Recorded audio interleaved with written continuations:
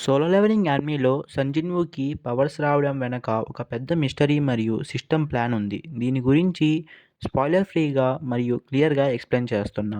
Double dungeon incident. జిన్‌వూకి powers రావడం double dungeon incident నుంచి స్టార్ట్ అవుతుంది.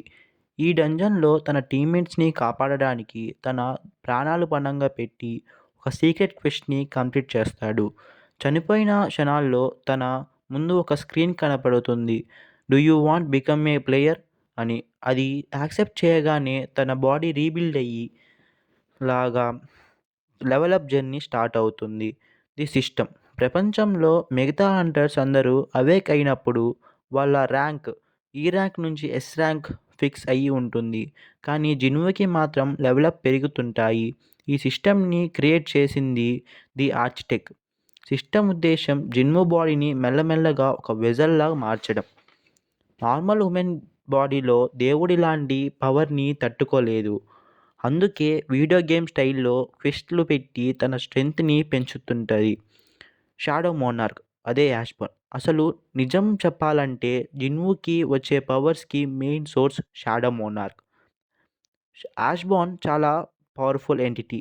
ఆయన తన పవర్స్‌ని ట్రాన్స్‌ఫర్ చేయడానికి ఒక కరెక్ట్ పర్సన్ కోసం వెతుకుతూ ఉన్నాడు.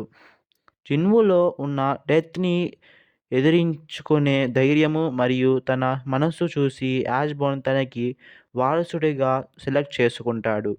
Unique ability. ప్రపంచంలో లెవెల్ అప్ అవ్వగలిగే ఒకే ఒక హంటర్ జిన్‌వు.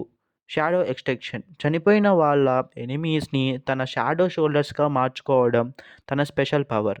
ఎవల్యూషన్. ప్రతి లెవెల్‌లో తన ఫిజికల్ అపియరెన్స్ మరియు స్పీడ్, స్టామినా, మ్యాజిక్ అన్నీ పెరుగుతుంటాయి.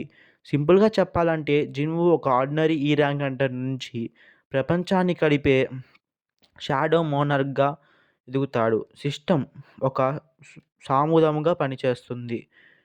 మీకు 'జిన్‌వు షాడో షోల్డర్స్‌లో ఎవరిష్టమో కామెంట్ చేయండి. That's all for today. Thanks for watching.